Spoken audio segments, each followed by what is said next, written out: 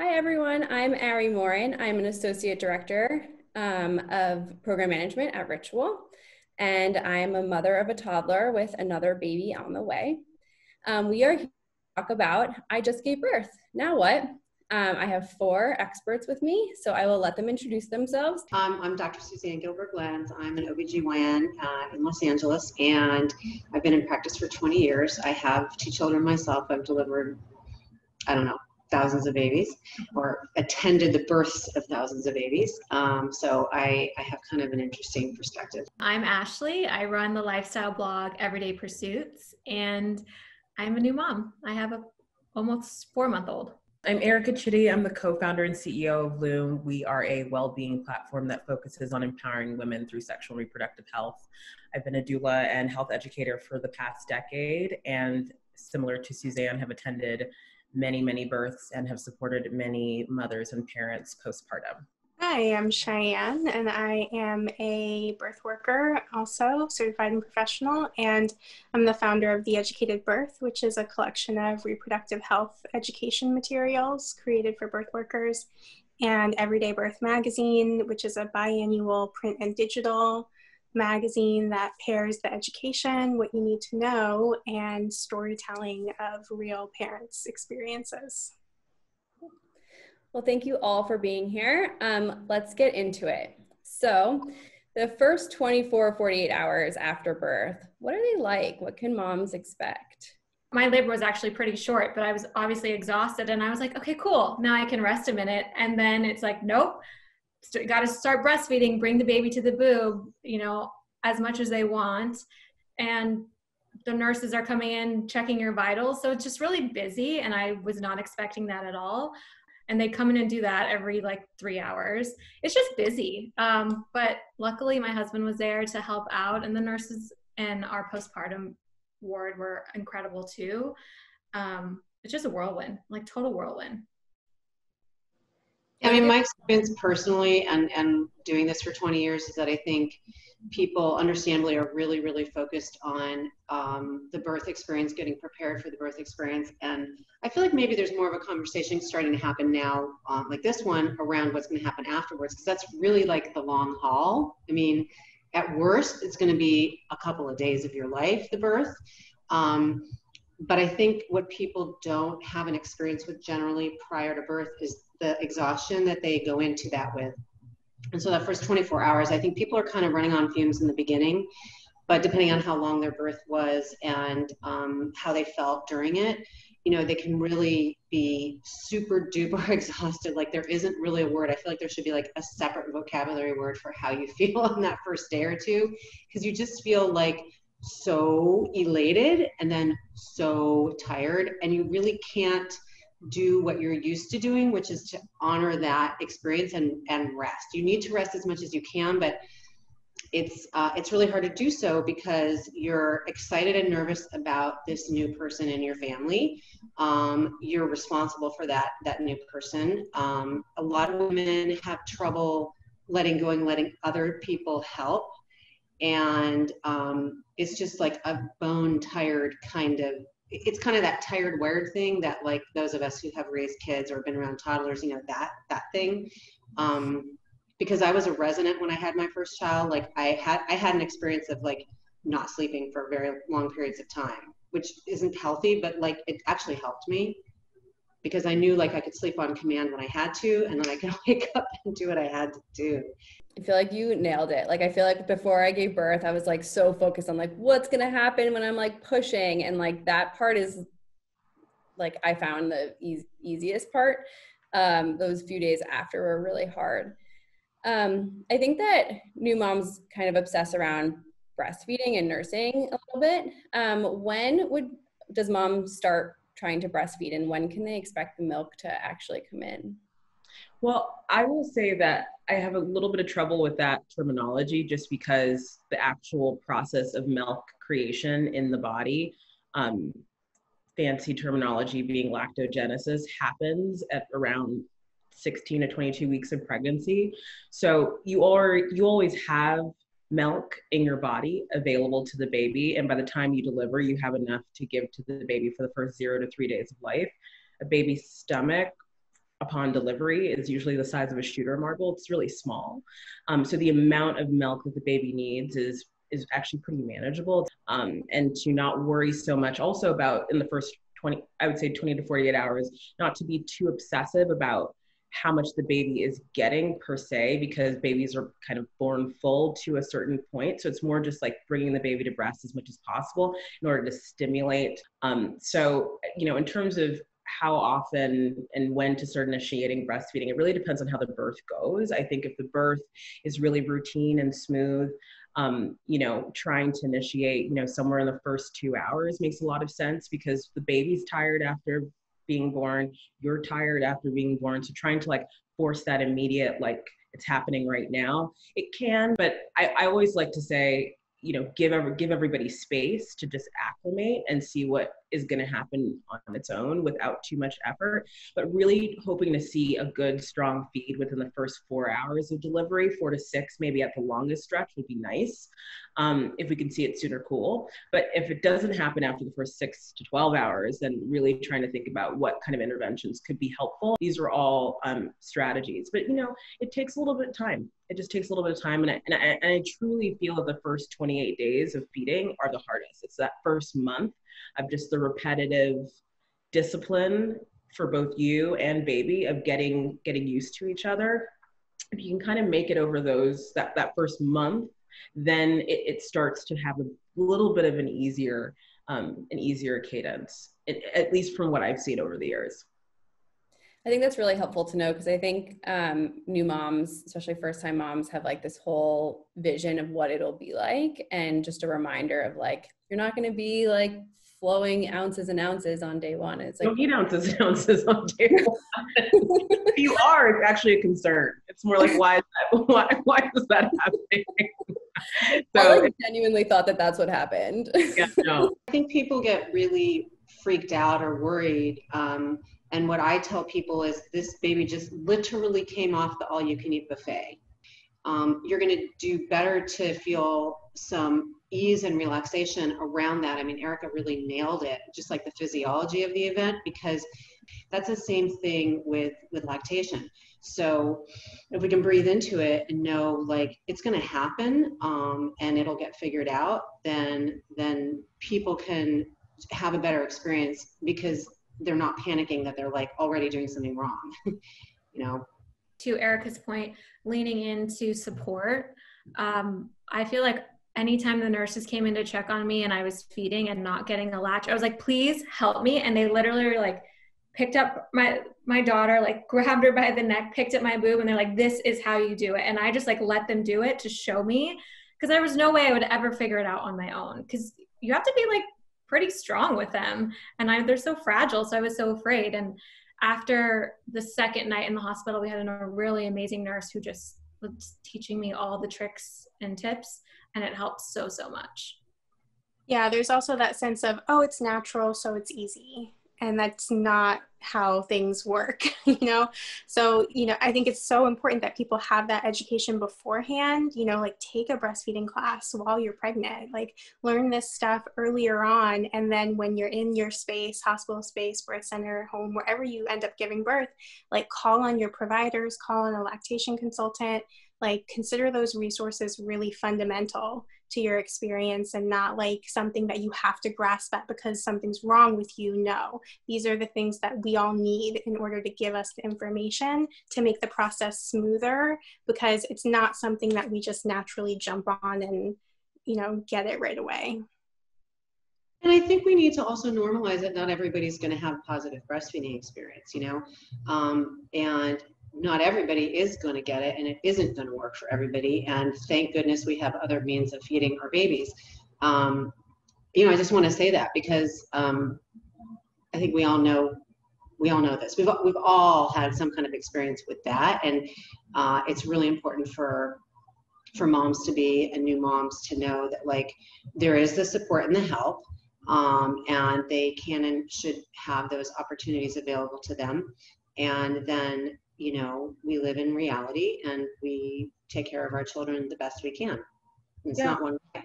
I totally agree. And I think, one data point that's probably not discussed enough, which I'm pretty passionate about, is how much exclusive pumping is on the rise. Moms are just like, I actually, for whatever reason, don't feel up to doing the frequency of, of breastfeeding, but I do want to give my baby my milk. I think that needs to be talked about more and explored more. The exclusive pumpers I've known over the years work the hardest. They are just like on it to like get it done. And so it is about feeding the babies and figuring out what's going to be best for you. I think to Suzanne's point, there's so many different experiences that can preclude someone from wanting to breastfeed. Yeah, exactly. Especially now. And well, what's interesting though, so many people are waking up at work. We live at work.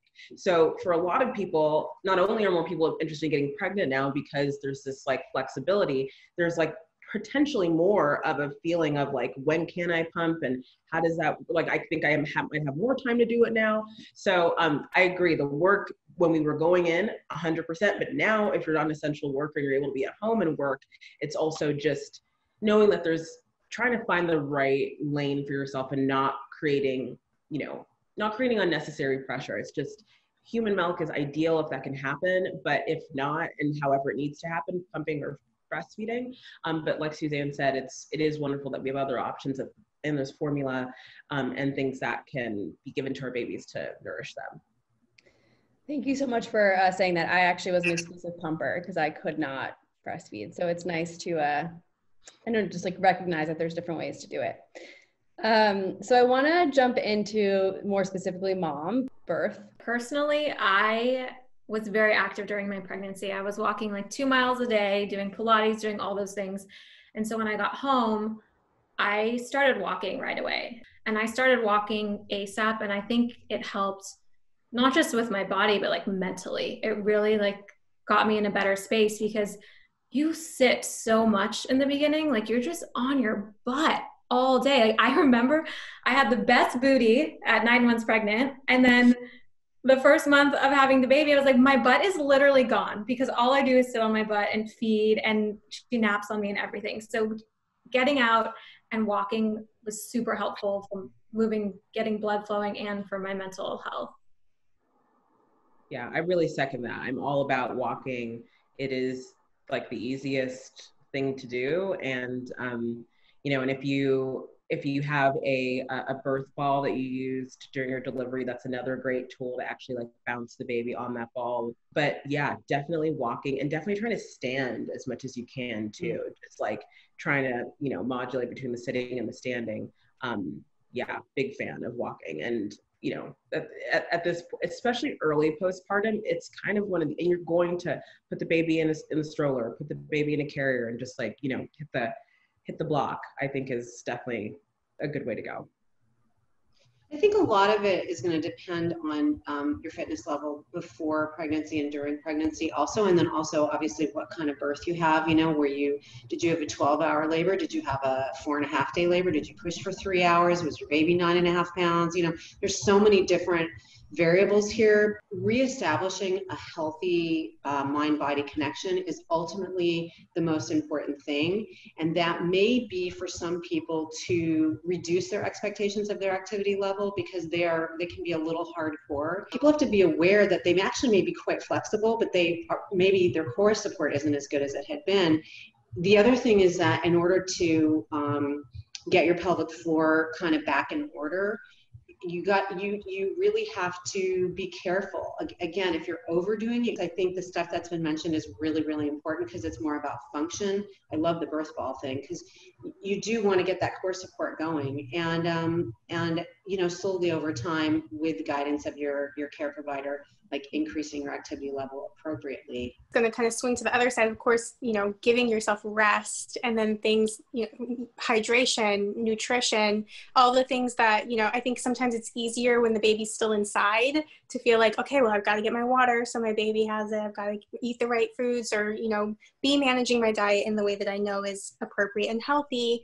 And then after the baby is born, it can feel like, you're inundated with the busyness of this new parental life, and some of those things might fall to the wayside, but knowing that that is still really important to your feeling good, to your not just from, that event of labor, but again, that whole series of preparing for pregnancy and then being pregnant for all that time. That's a lot for the body to be processing now in this postpartum period. So really mindful and strategic ways of moving, like is being talked about right now, are great, but also making sure that you're still paying attention to that rest and some of the basics like hydration and nutrition.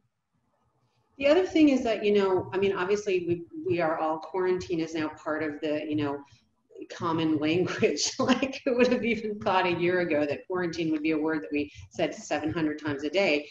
But, all traditional cultures have a period of time of quarantine, frankly, after birth. And that's for a reason. But it's going to, again, this is also what I say, it's going to be okay. Like, we'll figure it out.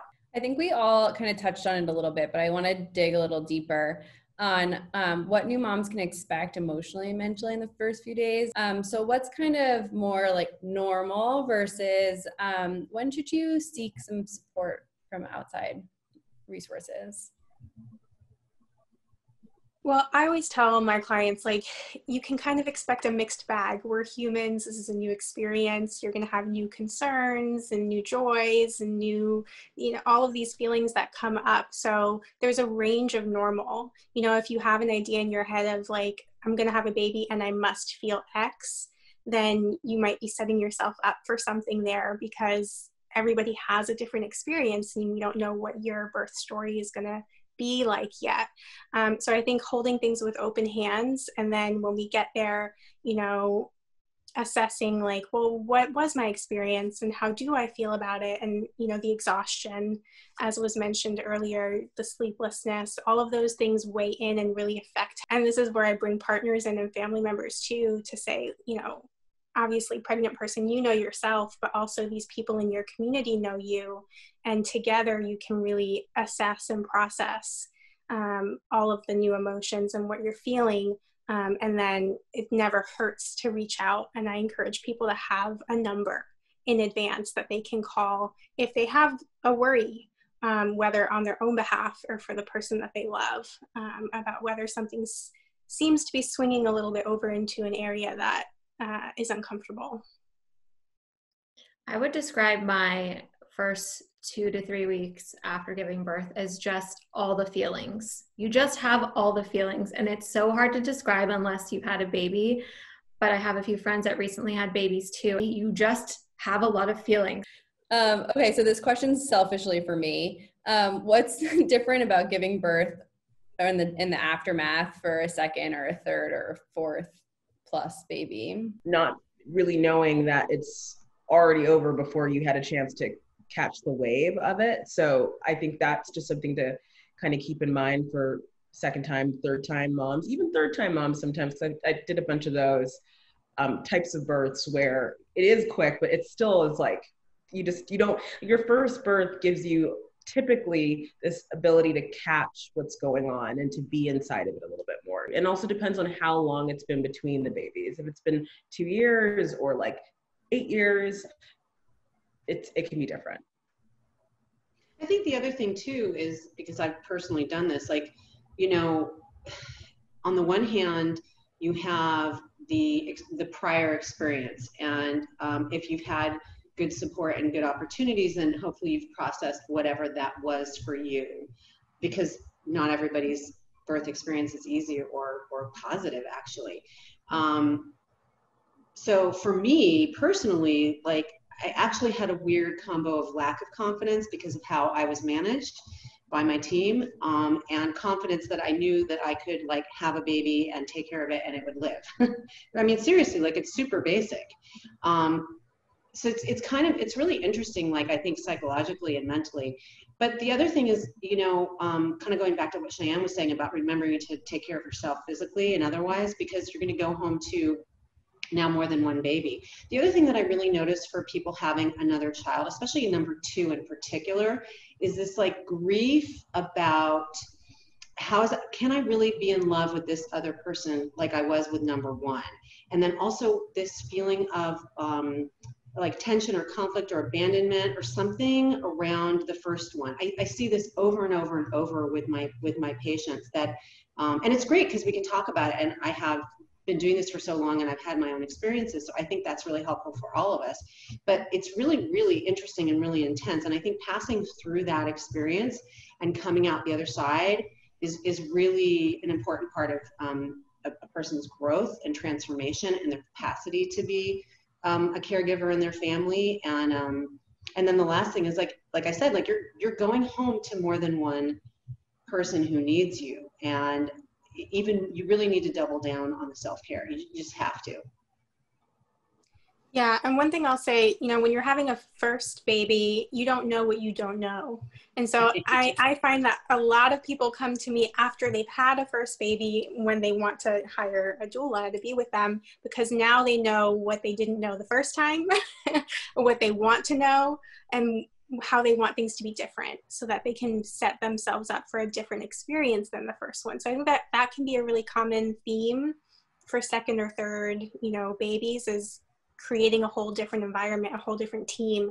And I can never emphasize enough to my doula clients how important it is that you choose that team really mindfully and really strategically so that they're on the same page with you about the experience that you want. Or, you know, when Erica talked about the presentation stuff, like a team that's going to point you in the direction that you want to be pointed in, if there is a different presentation of a baby to fit, you know, your birth goals into this, you know, whole scenario, rather than potentially nudge you into a scenario that you would feel less comfortable with, you know, all those things.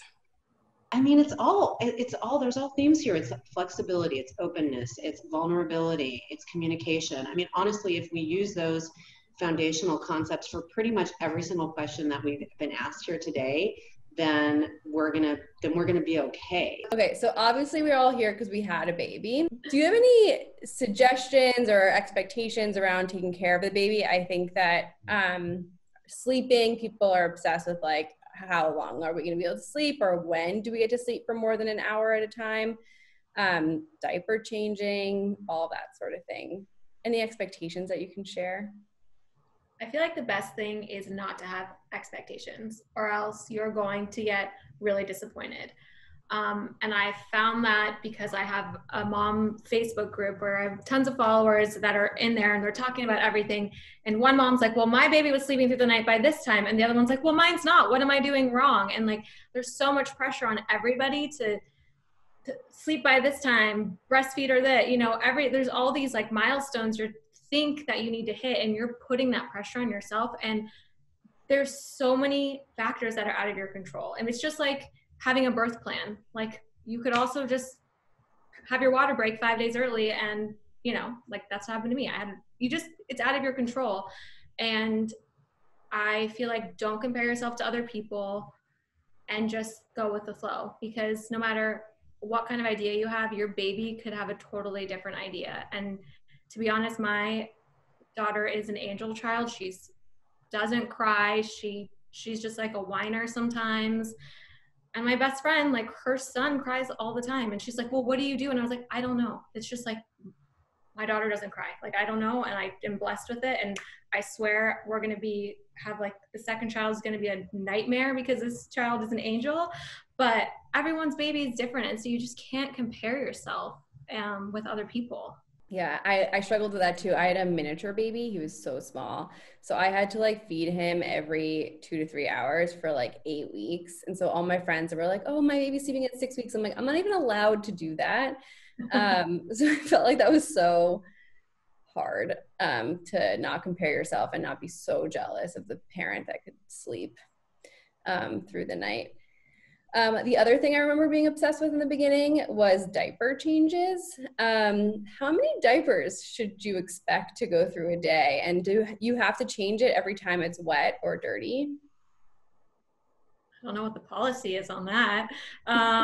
We usually change after every nap. She takes 3 naps a day and once in the morning.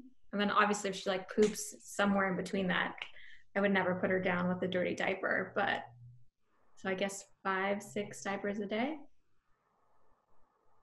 I don't know. It also depends on your kid. My child does not care if her diaper's dirty. Like, it doesn't bother her at all. And I know some babies who do not like it at all.